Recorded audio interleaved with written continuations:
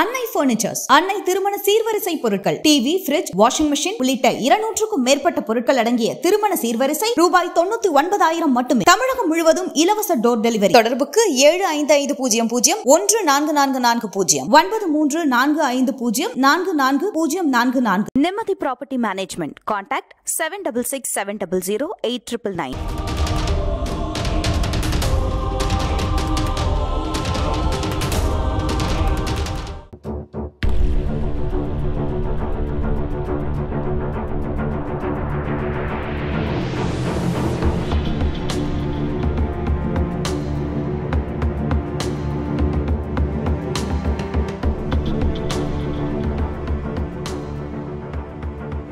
என்னை பொறுத்த வரைக்கும் எங்கள் மாமியார் ரொம்ப கஷ்டப்பட்டு விவசாய நிலையத்தில் இப்போ 28 கஜம் தண்ணி எடுத்துருக்கோம். எடுத்தும் புரோஜனம் இல்லாமல் விவசாய நிலம்லாம் எடுக்கிறாங்கன்னு சொல்கிறாங்க. எங்கள் அத்தை ஒவ்வொரு நாளும் கண்ணீர் விட்டு அழுவுறாங்க. நாங்கள் கஷ்டப்பட்டு பாடுபட்டு எல்லாத்துக்கும் இது பண்ணி நாங்கள் இது பண்ணால் இவங்க நிலம் எடுக்கிறேன்னு சொல்கிறாங்களே. நாங்கள் போராட்டத்துக்கு போக சொல்ல விவசாயிகள் மீது குண்டா சட்டத்தில் போட்டு இது மாதிரி கஞ்சா போதை அது மாதிரிலாம் இது பண்ணுறாங்க. அவங்களெலாம் போடாமல் விவசாயம் கஷ்டப்பட்டு போடாடுறாங்க. அவங்க மேலே குண்டா சட்டை போட்டு இவ்வளோ இதுவாக ஆக்குறாங்க. எங்கள் விவசாய நிலம் எங்களுக்கு வேண்டும். இப்போ உங்கள் நிலத்தை வச்சு தான் நீங்கள் குடும்ப வாழ்வாதாரமே இருக்கா? ஆமாம். எத்தனை பேர் நீங்கள் உங்கள் வீட்டில்? எங்கள் வீட்டில் மொத்தம் 8 பேர் இருக்கோம். நாங்கள் 8 பேருமே விவசாயத்தில் தான் நிலத்தை நம்பி தான் இருக்கோம். தினைக்கும் போயிட்டு விவசாய நிலத்தை பார்த்துக்கிட்டு இது பண்ணிக்கினே இருக்கோம். இதை திடீர்னு எடுக்கிறேன்னு சொன்னவே ரொம்ப கஷ்டமாக இருக்குது மனசுக்கு. வேறு வேலை தரோம், இந்த மாதிரி சிப்காட்டில் வேலை தரோம் அப்படின்னு அரசாங்கம் சொல்லுது இல்லை, அது உங்களுக்கு நம்பிக்கை இல்லையா? அதனால எங்களுக்கு நம்பிக்கையே இல்லை. இப்போ மாங்கால் கூட்டுரோட்டு சிப்காடு பக்கத்துலேயே இருக்குது. அங்கே போனேன்னா எப்படி சொல்கிறது, மறுபடியும் வேலை இருந்ததுன்னா மறுபடியும் நாங்கள் தரமாட்டோன்னு சொல்லிட்டாங்க. இப்போது இது பக்கத்துலேயே சிப்காடு இருக்க சொல்ல எங்களுக்கு ஏன் சிப்காடு வேணும்? எங்களுக்கு சிப்காடு எங்களுக்கு வேண்டாம். பக்கத்துலேயே தானே இதோ மிஞ்சி போனால் ஒரு 10 கிலோமீட்டரில் கம்பெனி இருக்குது. எங்களுக்கு ஏன் கம்பெனி வேண்டாம், எங்களுக்கு விவசாயம் தான் வேணும். அதே டைமில் மாங்கால் கூட்டோட்டு போக சொல்லியே ஒரு துருநாற்றம் அடிக்குது. இப்போ சிப்காட்டு பக்கத்துலேயே அந்த துருநாற்றத்தையே கண்ட்ரோல் பண்ண முடியல. இப்போது இங்கே சிப்காட்டு கொண்டு வந்துன்னா இங்கே 11-12 சுற்று வட்டாரம் கிராமம் இருக்குது. அதுக்கும் கண்டிப்பாக பாதிப்பு அடையும். அதனால் எங்களுக்கு சிப்காடு வேண்டாம், எங்களுக்கு விவசாய நிலம் மட்டும்தான் வேணும். அரசு நிறைய நல்ல விஷயங்கள் பெண்களுக்கு குடிக்கிற தண்ணி தூய்மையாக கிடைக்குமா?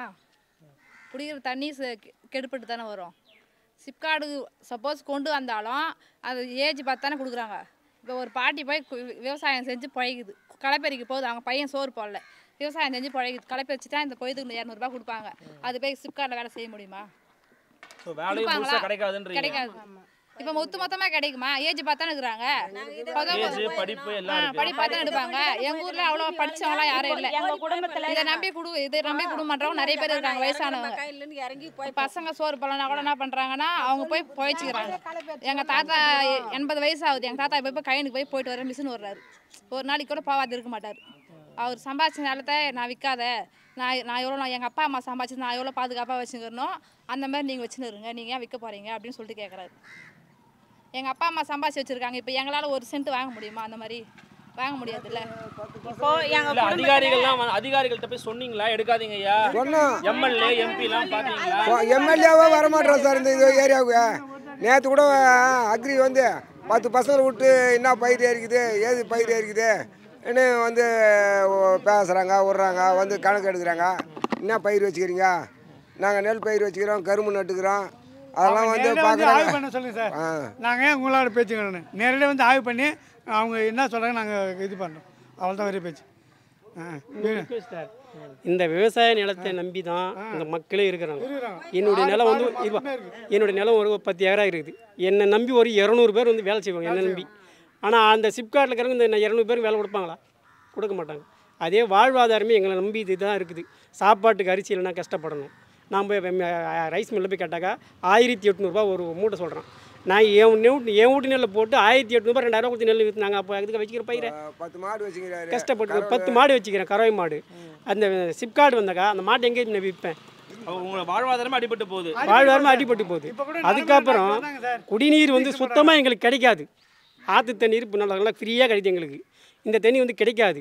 அந்த கழிவு நீர் தண்ணி வந்து இதை கலந்ததாக எங்களுக்கு வாழ்வாதாரம் போயிடும். அதோட வாழ்க்கையே இதாகிடும். அப்புறம் மனிதன் நோய் வரும், அப்புறம் புற்றுநோய் வருன்றான், கை குடைச்சல் வருதுன்றான், இவ்வளவும் வருது. இது எங்களுக்கு சிப்காட் எங்களுக்கு தேவை நாங்கள் கேட்கல. பக்கத்தில் அறியாமல் ஒரு 10 கிலோமீட்டர் மாங்கால்கோட்டில் இருக்குது, ஆயிரக்கணக்கான ஏக்கர் இருக்குது, அங்கே போய் கட்டுங்க. இதே எம்எல்ஏ கூட அங்கே வராரு. இது வரைக்கும் எம்எல்ஏ வந்து இது வரைக்கும் பார்த்தவர் கிடையாது. எங்கள் எத்தனை ஸ்ட்ரைக் பண்ணி மெட்ராஸுக்கு போய்க்கிறோம், அங்கேயும் வரல. சேர் போட்டுக்கிறோம், அங்கேயும் வரல. நாங்கள் எடுக்க தான் போகிறோம், நீங்கள் கொடுத்தா கொடுங்க அப்படின்னு மிரட்டுறாரு. அது எப்படி எங்களுக்கு? இல்லை, அவர் சொல்கிறாரு சில பேர் வந்து இந்த சிப்காட் வேணும் இல்லை யாருங்க, அதான் அவர் வேணும்னு கேட்டதுனாக்கா வெளியூர் அவங்க ஊர்லேருந்து இட்டுன்னு வந்து அடியாட்கள் வந்து வச்சு மிரட்டி எடுக்கிற மாதிரி எடுத்து வர. ஒரு ஆளுக்கு 500 ரூபா கொடுத்து இட்டுன்னு வந்துக்கிறாரு. இங்கே பொய்யான தகவலை கொடுத்து இட்டுன்னு வர்றாரு. அங்கே 500 ரூபா கொடுத்து இட்டுன்னு வந்து பார்க்குறேன். 500 ரூபான்னு இட்டுன்னு வரைய. ஏன் அந்த 500 ரூபாய் எங்களுக்கு வாழ்வாதாரம் போகுது? 500 ரூபா கொடுத்து விவசாய நிலத்துக்கு வேணான்னு சொல்லிட்டு எம்எல்ஏ இப்போ மினிஸ்டர் சொல்கிறது, எம்எல்ஏ சொல்கிறது அவனால சொல்லு. இந்த மக்கள் நம்பி இது வரைக்கும் தான் நம்பி இருக்கிறாங்க. ஆயிரக்கணக்கான மக்கள் இதை நம்பி தான் இருக்கிறோம். நாங்கள் வேறு எங்களுக்கு பொழைப்பே கிடையாது. இப்போ எனக்கு 55 வயசு ஆயிடுச்சு. 55 வயசுக்கு மேலே இவங்க வேலை செய்ய முடியுமா? முடியாது. கட்சிக்காரங்க வந்து மிரட்டி இதுமாரி நான் உனக்கு ஒரு நிலம் கொடுத்தினாக்கா உனக்கு இப்போ 20,000 30,000 சென்ட் தரேன், அது எனக்கு கம்சுன்னு வரும் அப்படின்னு ஒன்று மிரட்டுறாங்க. மிரட்டி வந்து ஆமாம், மிரட்டி தான் வந்து எனக்கு கையெழுத்து வாங்கிக்கிறாங்க இப்போ. ஆனால் நான் நிலம் ஜனங்க வந்து நேரடியாக கொடுக்கணும் என்ன வர கொடுக்கல. யாருன்னா கொடுக்குறேன்னு சொல்லுங்க. இங்கே அது எம்எல்ஏ வந்து இதையும் பார்க்கட்டும், எம்பி வரட்டும், இல்லை மினிஸ்டர் கூட தான் வந்து பார்க்கட்டும், மேலே பார்க்கட்டும். இது வந்து தரிசனி எல்லாமே கிடையாது. வேற எல்லாமே முப்போகம் விளையிற பூமி. இது லாபம் இருக்குது. ஆமாம், லாபம் இருக்குது. இப்போ வந்து நான் வந்து ஒரு போகத்தில் வந்து ஒரு 2 லட்சமாக பயிரில் எடுக்கிறேன். நான் 2 லட்ச ரூபா எடுக்கிறேன். அந்த 2 லட்சம் 1 மாதத்தில் எடுக்க முடியுமா? என்னால் 3 மாதத்தில் எடுக்க முடியாது. நான் இப்போ என்னை நம்பி மக்கள் வந்து 200 பேர் வேலை செய்கிறாங்க. அவங்கள தினமும் கூலி கொடுப்பேன், வேலை கொடுப்பேன். நான் இந்த சிப்காட்டில் கூட அந்த 65 வயசுக்கு ஏன் எப்படி கொடுப்பாங்க? கொடுக்க மாட்டாங்க. இப்போ எல்லாமே விவசாயம் பண்ணுறாங்க, மாடு எல்லாமே வச்சுக்கிறாங்க. இந்த சிப்காட் வந்தாங்க மாட்டு எங்கேயும் எங்கே மேய்க்குது. அதான் எங்களுக்கு வாழ்வாதாரமே இருக்குது. அதான் பால் கொடுத்து சம்பாதிச்சு தான் இப்போ 3/4 பேர் வாழ்க்கையே பண்ணுறாங்க. நிலம் கூட அவ்வளோ கூட அப்புறம் இப்போ விவசாயம் பண்ணி தான் நிலம் மாடு மேய்ச்சி இப்போ எனக்கு அவுத்து விட்றாங்க, அதை மேய்க்கிறாங்க கரும்பில் போயிட்டு. இப்போ அப்படி விட்றாங்க, கரும்பில் மேயுது. அப்படி போது கரும்பில் மேயுது. தண்ணி சுத்தமான தண்ணி இப்போ நாங்கள் குடிச்சிங்கிறோம். இந்த சிப்காட் வந்தாக்கா தண்ணி மொத்தம் கழிவு நீர் மொத்தம் ஆற்றுல வரும், காவாலி ஏரியில் விடுவாங்க. அதுக்கப்புறம் தண்ணி என்னத்துக்கு நல்லா இருக்கும். இப்போ நீங்கள் 503வது நாளாக போராட்டம் பண்ணுறீங்க. இதே நாள் போன ஆண்டு வந்து பார்த்தீங்கன்னா கைது பண்ணாங்க விவசாயிகளை. ஆமாம், அது இன்னொரு கேஸ்ட்டு. இப்போ நாங்கள் வந்து விவசாயம் பண்ணுறாங்களாக்கா ஒருத்தர் ஒரு போலீஸ்கார் வந்து அரெஸ்ட் பண்ணுறாங்கனாக்கா, இப்போ நான் சாரா வித்தன்னு சொல்லி அரெஸ்ட் பண்ணுறாங்க. அவர் மணல் வித்தாருன்னு அரெஸ்ட் பண்ணுறாங்க. அவங்க இது பெண் கார்பரேஷன் அரெஸ்ட் பண்ணாங்க. ஏன் இதே எம்எல்ஏ கொடுத்தா எவ்வளோ நிலம் வச்சுக்கிறாங்க, அதை வச்சு இது பண்ணுறது. நர்மாபாலத்தில் யூரியா தூக்கி இதில் நாங்களே போய் வந்தோம், வேனில் ஏற்றிட்டாங்க. அதுக்கப்புறம் நாங்கள் நர்மாபாலத்துலேயே வேனில் ஏற்றிட்டாங்க. அதுக்கப்புறம் நாங்கள் போய் பேசணும், எதுக்கு விவசாயி நீ எதுக்கு ஏற்றுற வேனில் இறக்குங்க அப்படின்னு. அதுக்கப்புறம் எஸ்பி வந்துட்டு அவங்களாம் அரெஸ்ட் பண்ணலை. விவசாய நிலத்தை போய் கஞ்சா விற்றான், சாராயம் விற்றான், மணல் விற்றான், இது அரெஸ்ட் பண்ணி கொடுத்து சட்டம் இருக்குதா? தேத்தி அடிக்கிறாங்க சார். ஆனா அரசு வந்து இப்போ ரொம்ப மும்முரமா இருக்கிறாங்க. நாங்க திட்டம் போட்டது தாங்க, இதுக்கப்புறம் எவ்வளவு தடவை வந்தாலும் பண்ண மாட்டோங்கிறாங்க. அதை நீங்க எப்படி எதிர்க்க முடியும்னு நினைக்கிறீங்க? நாங்க எதிர்த்து தான் பண்ணி ஆகணும், வேற வழி கிடையாது எங்களுக்கு. விவசாயம் பண்ணி தான் ஆகணும். போஸ்ட் ஆஃபீஸ் மூலியமா வந்தது, நாங்க யாரும் வாங்கல.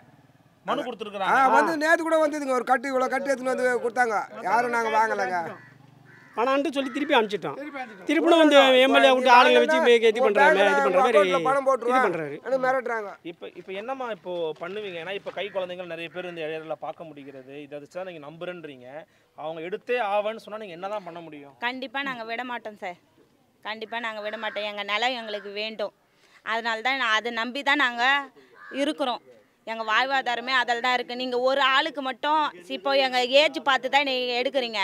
இப்போ 20, 70, 80, 90 வயசுங்கெல்லாம் எப்படி அவங்க போயிட்டு கம்பெனியில் நீங்கள் வேலை கொடுப்பீங்களா? நான் கேட்குறேன். அவங்க இப்போ நடு நட்டு அதுக்கப்புறம் களை பெரிக்கோ ஆடு மேய்க்கோ அது மாதிரி போயிட்டு வேலை செய்கிறாங்க. நீங்கள் தருவீங்களா? அது மாதிரி ஒரு ஆளுக்கு மட்டும்தான் தருவீங்க. எவ்வளோ நாளைக்கு நாங்கள் அதை வச்சு சாப்பிடுவோம்?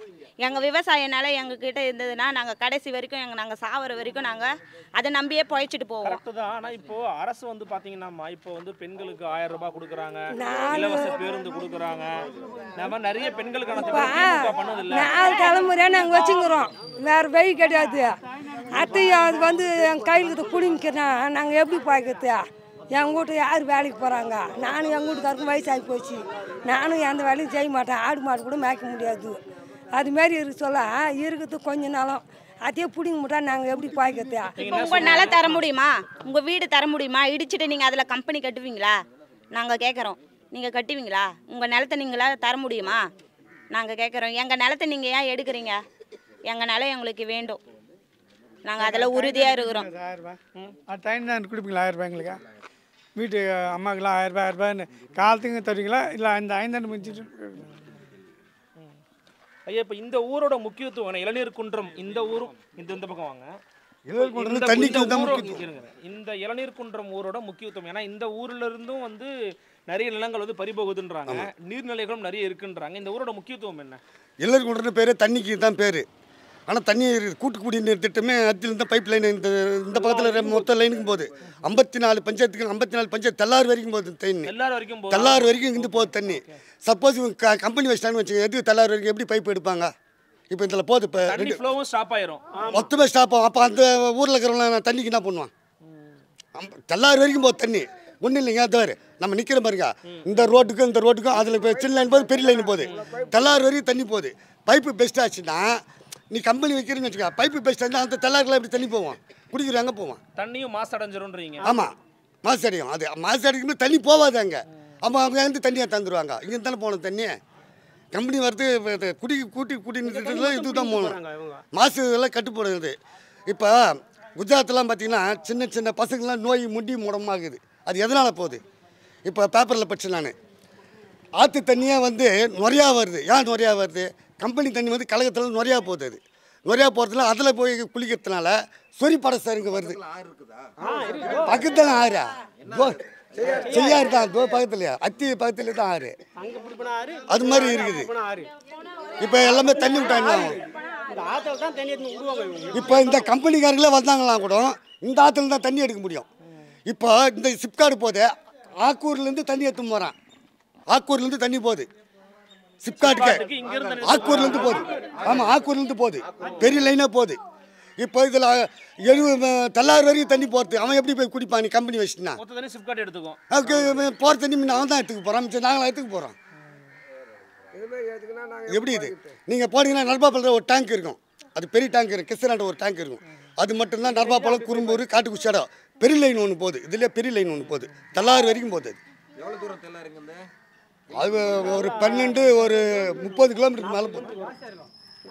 தெல்லாறு வரைக்கும் போகுது தண்ணி. ஒன்றா கூட்டுறதுக்கு குடிநீர் திட்டம் வேலை செய்கிறவங்களாம் ஒன்றா கேட்டு பாருங்கள், அவ்வளோ தூரம் தண்ணி போகுது. அந்த தண்ணி என்ன பண்ண போகிறான்? அவன் கம்பெனி வச்ச உடனே இவன் எடுத்துக்க போகிறான். குடிக்கிறதுக்கு பேஜார் போடுவான். அங்கே தான் பேஜார் போடுவான். நலம்போதெல்லாம் அவன் குடிக்க தண்ணி பேஜார் தானே போட போகிறான் நாளைக்கு. முதலமைச்சருக்கு என்ன கோரிக்கை வைக்க விரும்புறீங்க? ஸ்டாலின் அவர்கள் வந்து அது கொடுத்தோம், நோட்டீஸ் கொடுத்தோம். என்ன கோரிக்கை வைக்க விரும்புறீங்க? நிலம் எங்களுக்கு தேவை தான், எங்களுக்கு முக்கியத்துவமே. நாங்கள் அதை நம்பி தான் பயிர் வச்சுருக்கிறோம், அதை நம்பி தான் வாழ்க்கையாதவன் பார்த்தோம். அதோட இது இல்லைனாக்கா எங்கள் வாழ்க்கையே கிடையாது, செத்து போய் தான் ஆகணும். அதோட அது ஒரு கோரிக்கையாக எங்களுக்கு ஸ்டாலின் ஐயாவுக்கு வைக்க சொல்கிறோம். எங்களுக்கு சிப்காடு வேணாம், பக்கத்தில் அருகாமையில் உள்ள மாங்கால் கூட ஒரு 10 கிலோமீட்டர் இருக்குது, அதில் வச்சு சொல்லுங்கள். எங்களுக்கு அது தேவையில்லை, இதுவே எனக்கு அதுவே போதும். இடம் ஏராளமாக இருக்குது, நீங்கள் ஒன்று பாருங்கள், ஏராளமான இடம் இருக்குது. அங்கெல்லாம் வந்து முப்போகம் விளையிற பூமிலாம் அது கிடையாது. எனக்கு கருத்து தெரிஞ்சு கொல்ல மட்டும் தான் மலையாந்து கொஞ்சம் அதெல்லாம் நிறைய தான் இப்போ எடுத்து போய்க்கிறாங்க. ஆனால் இப்போ வந்துக்கிற ஊர்லாம் விவசாயம் முப்போகம் விளையிற பூமிலாம் கூட அதை மிரட்டி தான் வாங்கிக்கிறாங்க. எங்களுக்கு உண்மையான வார்த்தை, எங்களுக்கு பயிர் நம்பி தான் நாங்கள் வாழ்வாரம் பண்ணிக்கிறோம். ஸ்டாலின் ஐயாவுக்கு ஒரு கோரிக்கை வைங்க. நீங்கள் எங்களுக்கு சிப்காடு இல்லை, தேவையில்லை. பக்கத்தில் ஒரு 10 கிலோமீட்டர் இருக்குது, அங்கே ஆயிரக்கணக்கான ஏக்கர் கரம்பாக இருக்குது எடுத்துகிட்டு அதில் கடை சொல்லுங்கள், நாங்கள் வேணான்னு சொல்லலை. அதுக்கப்புறம் எங்களுக்கு 50 வயசு ஆகி போயிடுச்சு, எங்களுக்கு வேலை கிடைக்காது. அதை நம்பி நாங்கள் பயிர் வச்சு நாங்கள் இதே பயிற்சிக்குவோம். எங்களுக்கே போதும், எவ்வளோ காசு கொடுத்தாலும் வேணான்றோம். எங்களுக்கு நிலம் தான் வேணும். பணம் இருந்தால் என்ன பண்ணுவான்? 10 நாள் செலவு பண்ணிட்டு போடுவான். நிலமாதுக்கு இருக்குதா, ஏறு ஓட்டணுமா, 4 கலா போட்டோமா, நெல் அர்த்தமா வரலாம். பணம் வந்தால் என்ன பண்ண போகிறான்? 4 நாளைக்கு செலவு பண்ணிட்டு அதோட இஞ்சி தூள் போகிற மாதிரி கம்பெனி போக முடியாது, வயசு ஆகி போச்சு, கம்பெனி போக முடியாது. என்ன பண்ண முடியும்? வீட்டில் தான் உட்காந்து கிடக்கலாம். அதான் நாங்கள் அடிச்சுக்கின்னு சேர்த்து தான் போய் தொலைக்கணும். ஆனால் அவங்க வாழ்க்கை சுகாதாரமாக அவங்க ஏசி போட்டுக்கின்னு ஃபேன் போட்டுக்கின்னு அவங்க இருக்க போகிறாங்க. ஆனால் நாங்கள் அதெல்லாம் பண்ண முடியாது. விவசாயம் நம்பி தான் நாங்கள் பயிரிக்கணும். நல்லா எனக்கு காற்று சுகரமாக அடிக்குது இங்கேயே, எனக்கு இதுவே எனக்கு போதும். ஆனால் அவங்களாம் ஏசியில் போட்டுக்கின்னு ஃபேன் போட்டுக்கின்னு உட்காந்துன்னு இருக்கிறாங்க. இந்த விவசாய நிலத்தை அடித்து பிடுங்குறாங்க. அதெல்லாம் எங்களுக்கு தேவையில்லை. பக்கத்தில் அருகாமல் 10 கிலோமீட்டர் இருக்குது, அதில் கடை சொல்லுங்கள். ஆயிரக்கணக்கான இது நிலம் இருக்குது, இல்லைன்னு சொல்ல. அங்கே இல்லைன்னா பார்த்து கடை சொல்லுங்கள். காவல்துறை வந்து விவசாயிகளை எப்படி கையாளுறாங்க? காவல்துறை ரொம்ப ரஃபா நடந்துக்கிட்டாங்க எப்படி? இல்லை ரஃபா நடக்கல, அவங்க இது வரைக்கும் நடக்கல. ஆனாங்க ஃபர்ஸ்ட்லேயே நடந்தாங்க. அதுக்கப்புறம் அந்த குண்டா சட்டத்தை போட்டு தயாராக பண்ணி இது பண்ணி வர சொல்ல அதுலேருந்து அமைதியாகிட்டாங்க. காவல்துறை நாங்கள் போய் சொல்லலை, அவங்க அமைதியாக தான் இருக்கிறாங்க. என்னுடைய கொள்கை என்னதுன்னு அவங்க சொல்கிறாங்க தெரியுமா? அவங்க கொள்கை ஏன்பா சட்டை என்ன சொல்கிறாங்க, நான் அதை எடுத்துகிட்டு போக போகிறேன், எனக்கு என்னப்பா வந்துட்டு போகுது, வேணான்னு சொன்னால் நான் போயிட்டு போகிறேன் அப்படின்ற அவங்க சொல்லிட்டு போயினே இருக்கிறாங்க. அதுதான் உண்மை. அவங்களுக்கு என்ன வேலை கொடுத்தாலும் பண்ணுறாங்க. ஆமாம், ஆனால் அரசாங்கம் தான் அதை எடுத்து செய்யுது. அவங்க வேலை என்னவா நின்று தான் நம்ம போன் பண்ணலாம். அவங்க எதுவும் எங்களை பாதிப்படலை. ஃபஸ்ட்டில் பண்ணாங்க, சண்டை குண்டா சண்டை போட்டாங்க, சாராயம் வைத்தான் மண் வைத்தான் அதெல்லாம் சொல்லிட்டு போட்டு எதுவும் போய் வாய்க்கு போட்டு எதுவும் பண்ணாங்க. பொண்ணு கருப்பாயிச்சான்னு சொல்லிட்டு அதையும் வீடியோவில் போய் இது பண்ணி அனுப்பிச்சாங்க. அதெல்லாம் போட்டாங்க. அதெல்லாம் கூட எங்களுக்கு தேவையில்லாது. எங்களுக்கு விவசாய நிலம் வேணும்.